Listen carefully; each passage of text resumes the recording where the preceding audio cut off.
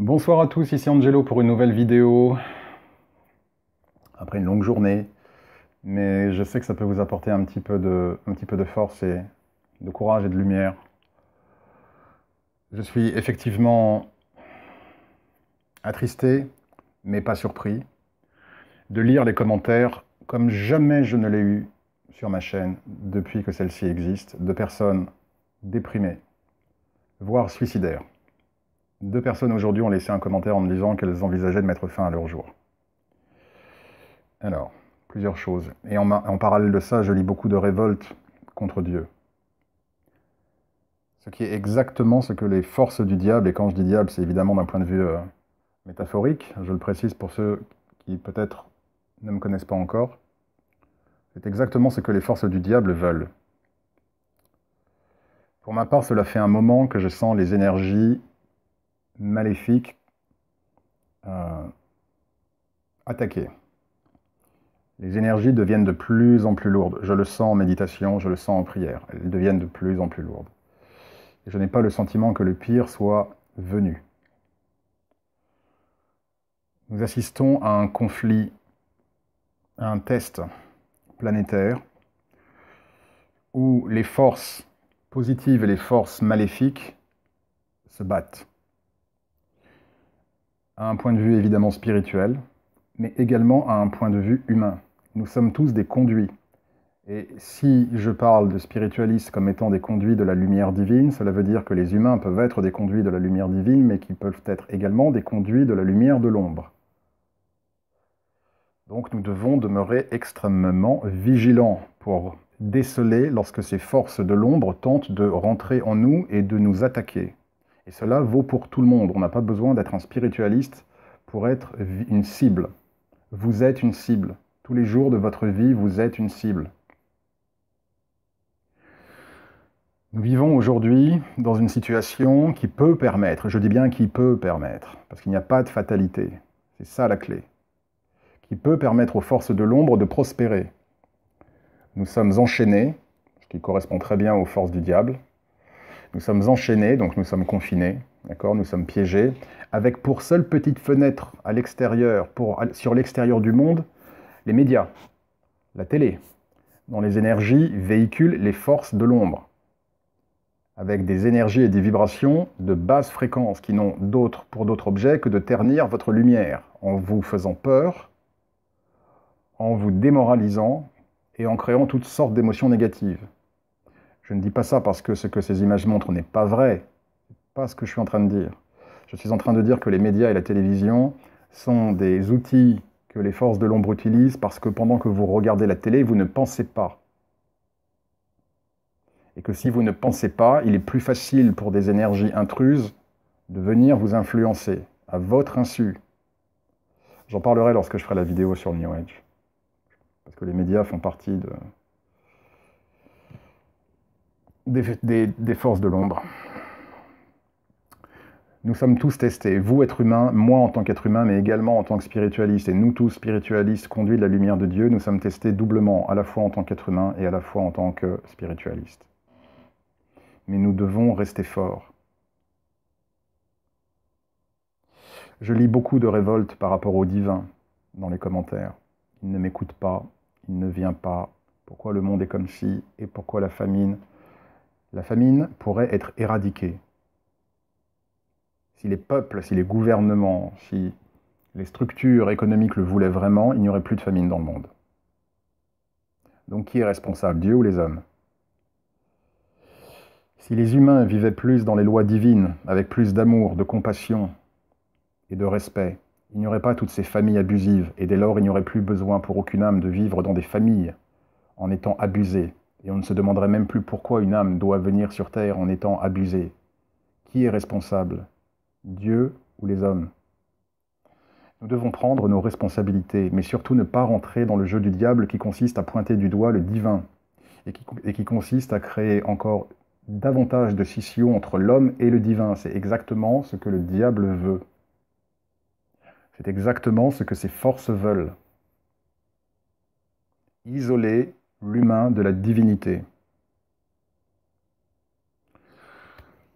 Je disais à une spectatrice, Karine, salut Karine, j'ai eu un échange très intéressant avec elle. Pour ceux que ça intéresse, je vous invite à regarder sous la vidéo Dieu. Où effectivement, elle était dans un état d'esprit, en gros, où elle disait, les forces de l'ombre sont... Il n'y a que ça. Elles sont plus fortes. Et le même jour, aujourd'hui, j'ai eu quelqu'un qui m'a dit, Angelo, pourquoi est-ce que les forces de l'ombre sont plus fortes que celles de la lumière? Tout cela, ce sont exactement ce que les énergies maléfiques veulent vous faire croire. La réalité de la chose, c'est que les forces de l'ombre peuvent être impressionnantes, elles sont puissantes. Je ne les rabaisse pas, je ne les sous-estime pas. Mais elles ne peuvent pas être plus puissantes que les forces de la lumière. Dans l'activité qui est la mienne, apporter ma foi et apporter ma voix pour essayer de répandre cette lumière divine, que ce soit dans mon travail quotidien avec les clients, toutes ces personnes qui viennent vers moi parce qu'elles ont des problèmes ou parce qu'elles sont victimes de sorcellerie ou au travers de mes vidéos où j'essaye effectivement de partager la lumière divine pour ceux que ça intéresse. En faisant cela, et depuis des années, j'ai été une cible privilégiée comme tous les autres spiritualistes qui sont dans la même voie que moi. Je n'ai rien d'exceptionnel et je ne suis pas le seul. Mais j'ai été une cible, un nombre incalculable de fois. Et c'est ce que je disais à Karine, de la part de praticiens avec des forces sous-jacentes très diverses, mais toutes faisant partie de l'ombre.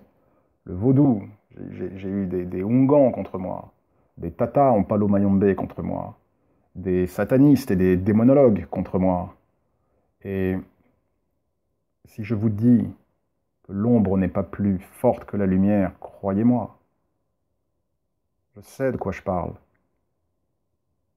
J'ai été dans un nombre de combats spirituels sans même les avoir déclenchés, sans même les avoir voulus. Juste en étant dans mon petit coin, en n'embêtant personne. Mais rien qu'en faisant cela, ça dérangeait déjà trop. Et ce que je vous dis, j'ai d'autres amis spiritualistes, c'est exactement la même chose. Comme je le disais dans une précédente vidéo, Nita Hickok, la spiritualiste, elle en est morte. Mais elle en est morte pas parce que les forces de lumière ne sont pas assez fortes. Elle en est morte parce qu'au bout d'un moment, Nita Hickok ne prenait plus soin d'elle comme elle le pouvait.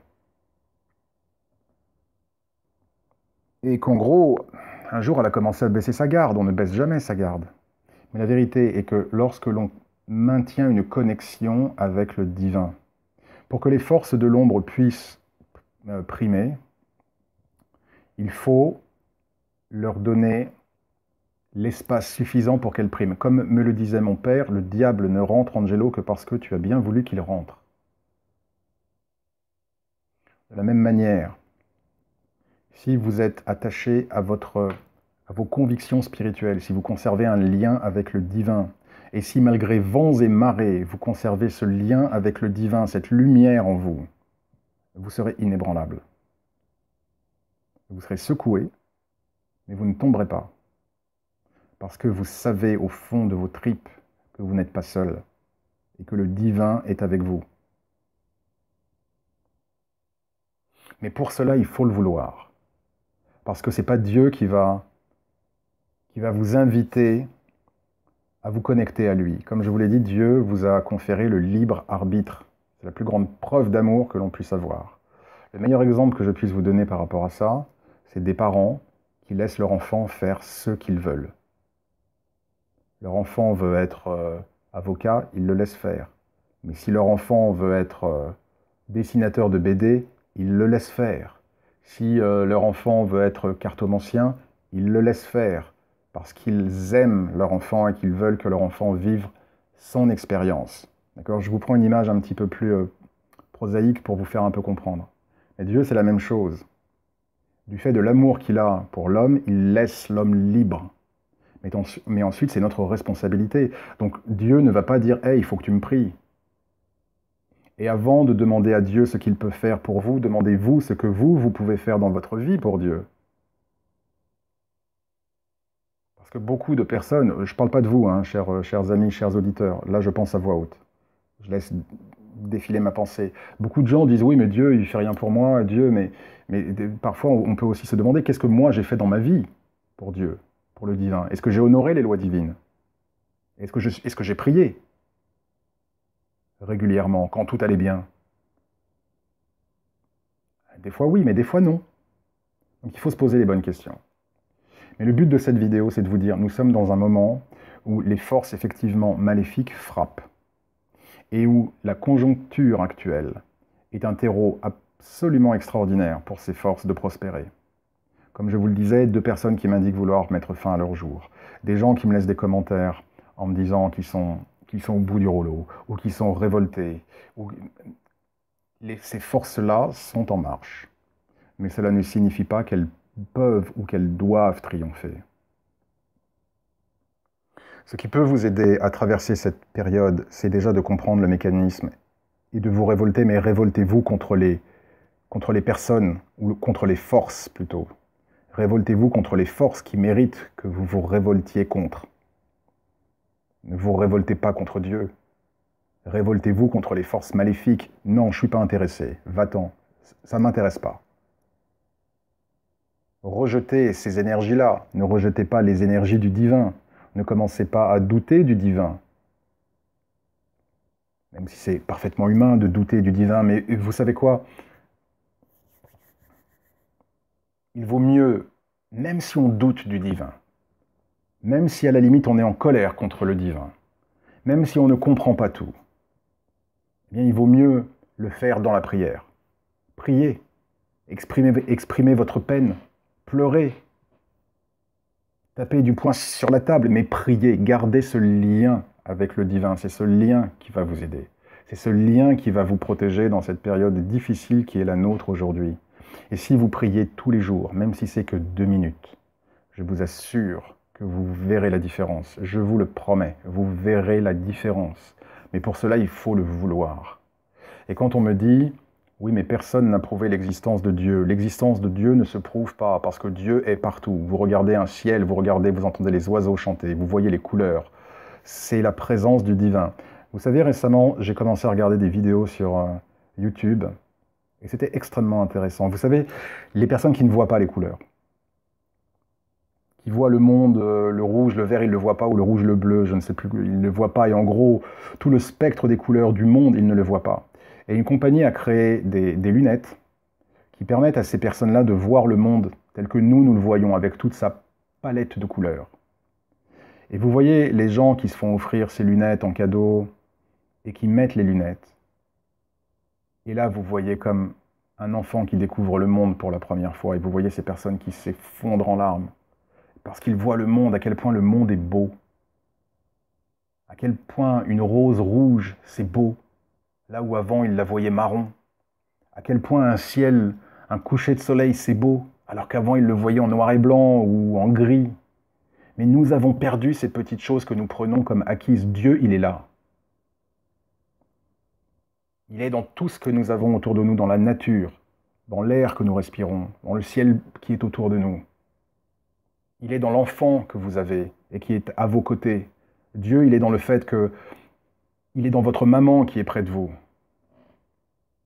Dieu, il est dans votre ami qui va peut-être vous passer un petit coup de fil parce qu'il sait qu'il est déprimé, que vous êtes déprimé. Dieu, il est dans toutes ces choses-là. Dieu, il est dans toutes ces petites choses que nous ne regardons plus. Mais le diable veut que vous continuiez à regarder ce qui ne va pas. Le diable veut que vous continuiez à rester dans votre tête, à faire circuler la moulinette et à vous faire pointer du doigt des forces qui ne sont pas en cause. Le divin n'est pas en cause. Donc priez, même si vous devez prier en disant « Mais pourquoi Dieu? Pourquoi?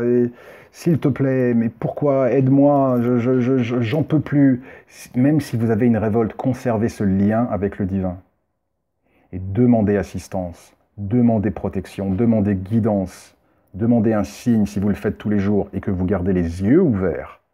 Je vous assure que vous aurez un signe. Et que vous saurez que vous n'êtes pas seul. Vous savez, quand je vous dis que plus la période est difficile, plus, en tout cas selon mon point de vue, n'oubliez pas qu'évidemment c'est une chaîne où je partage mon point de vue, Je n'oblige personne à penser comme moi, mais en tout cas, j'affirme de manière sereine et forte mes convictions. Quand je vous dis que c'est encore plus le temps aujourd'hui qu'hier de conserver un lien avec le divin, c'est un peu comme vous dire, plus il pleut, plus vous avez besoin d'un parapluie. C'est exactement la même chose aujourd'hui. Et ce parapluie, vous ne l'aurez pas avec les pensées négatives que les forces maléfiques alimentent et alimentent et alimentent encore et encore et encore. Ce parapluie, vous l'aurez simplement si vous priez une force supérieure, peu importe que vous l'appeliez Dieu, le divin, la source, l'univers, la lumière, cela ne fait aucune importance. Mais nous devons garder ce lien avec le divin. Je n'ai jamais ressenti ma foi comme plus forte qu'aujourd'hui. Et pourtant, la période est extrêmement difficile, même pour moi. Mais ma foi n'a jamais été aussi forte. Et c'est ce qui m'aide. Bien évidemment, je ne peux pas vous obliger à prier. Je me sens investi par mes convictions, je me sens investi par ma foi, mais je ne peux pas vous contraindre à prier. Mais je sais au fond de mon âme que si vous priez chaque jour, vous serez protégé bien davantage et vous serez aidé. Et vous vivrez cette période d'une manière extrêmement différente. Ce qui fait du mal à l'homme, ce n'est pas la présence du divin, c'est son éloignement du divin. Mais pour cela, vous avez votre libre arbitre. Et Dieu ne vous forcera jamais à croire en lui. Et Dieu ne vous forcera jamais à le prier. Et c'est là tout l'amour de Dieu pour les hommes que de laisser les hommes libres. Voilà, j'en reste là pour l'heure. Surtout, s'il vous plaît, ne baissez pas les bras. Ça m'attriste énormément de voir autant de douleur et autant de désarroi dans les commentaires que je reçois ou même dans les emails que je reçois. Et j'aimerais avoir une baguette magique. Malheureusement, je ne l'ai pas.